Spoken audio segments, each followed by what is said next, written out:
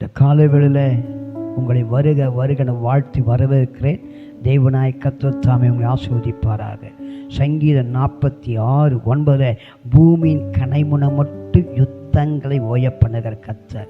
இந்த காலைவேளை வீட்டை சுற்றி குடும்பத்தை சுற்றி பல யுத்தங்கள், பில்லி சூனியம், மாந்தல், ஏவ பிசாசின் கிரியினாலே பாதிக்கப்பட்டு மனம் உடைந்து இனி எனக்கு யுத்தம் செய்ய ஒருவருமே இல்லை என்று கலங்கி கொண்டு இருக்கிறாயோ, யாத்திராகமத்தின் புஸ்தகம் 14:10 சொல்லப்பட்டிருக்கு, நீங்கள் சும்மா இருங்கள், கர்த்தர் உங்களுக்காக யுத்தம் செய்வார் என்று வேதம் சொல்லுது.